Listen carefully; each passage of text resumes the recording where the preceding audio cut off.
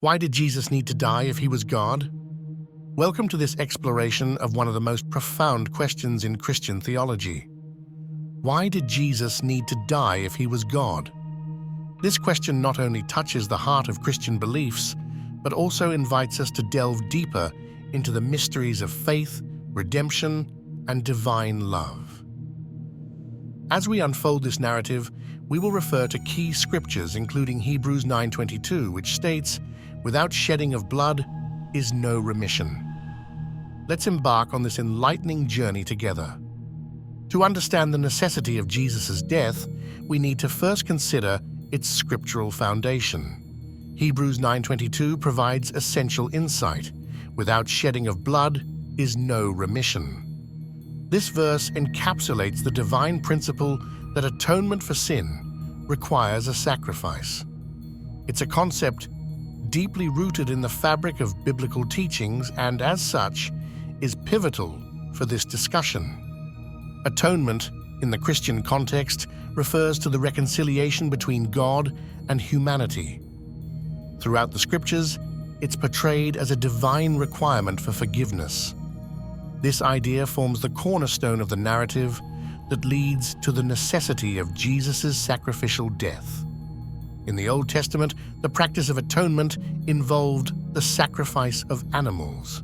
These sacrifices were meant to expiate sin and maintain a covenant between God and his people. However, these were temporary measures. The sacrifices had inherent limitations. They needed to be repeated regularly and could not provide lasting redemption. They symbolized the future ultimate sacrifice that was yet to come. Enter Jesus Christ, the foundation of this discussion. As the divine Son of God, Jesus came to fulfill the ultimate requirement for atonement. This makes him unique, as he was both fully divine and fully human, equipped to become the perfect sacrifice that could finally and eternally atone for the sins of humanity. The death of Jesus on the cross was no ordinary death. It was a voluntary act of love and obedience to the divine plan for salvation. Jesus, being without sin, offered himself willingly, stepping into the role of the perfect lamb needed to satisfy the atonement once and for all.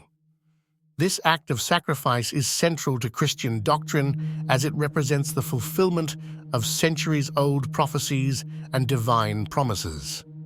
So why was this sacrifice necessary? It fulfills the divine requirement for the remission of sins, as outlined in Scripture.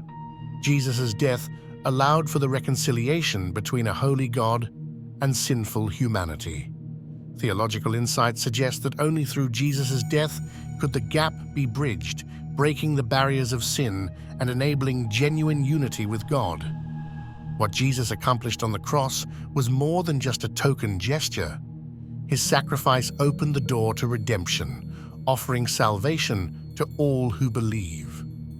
Unlike the transient forgiveness offered by animal sacrifices, Jesus' act ensures eternal redemption, addressing sins of the past, present, and future for every believer. Jesus' sacrifice also signifies a transformation of the covenant relationship between God and humanity. The Old Covenant, based on repetitive sacrifices, was replaced by a new covenant, characterized by permanent forgiveness through Jesus' perfect offering. This change signifies an evolution from a temporary legalistic approach to a grace-filled relationship with God. Central to Jesus' sacrifice is the expression of divine love and grace. In offering himself, God demonstrated an unparalleled act of love and willingness to reconcile with humanity. It is this boundless love that forms the bedrock of Christian faith, emphasizing that God was willing to meet the requirement for justice with his own sacrifice. Beyond theological implications, the death of Jesus carries immense spiritual significance for believers today. It invites us to reflect deeply on our own faith journeys, offering a lens through which to view our personal relationships with the divine. Understanding Jesus' sacrifice encourages believers to appreciate the profound nature of God's love. This understanding should not remain abstract. It transforms lives. Knowing why Jesus needed to die enhances the appreciation of Christ's love and sacrifice.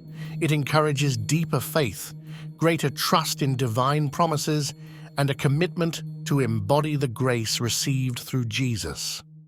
Exploring this narrative reveals a complex yet beautiful truth that lies at the heart of Christianity.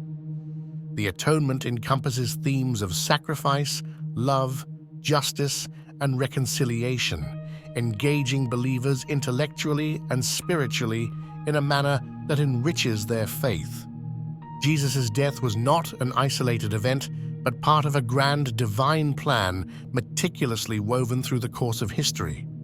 It reveals God's strategic intervention to restore humanity, underscoring his desire for relationship and communion with his creation. As we conclude this exploration, we reflect on the boundless love demonstrated by God through Jesus' sacrifice. This act of love reaches every corner of human existence and eternity, offering hope, restoration, and a profound understanding of what it means to be loved unconditionally by the Creator. In wrapping up, we've considered how Jesus' death was necessary to fulfill the requirements of atonement, provide eternal salvation, and transform the human-divine relationship. The implications of this understanding are vast, inviting all of us to reflect more deeply on the nature of divine love and the place it holds in our hearts and lives. As we part, I invite you to explore these themes further. Reflect on how the power and love of the atoning sacrifice might embolden your faith journey.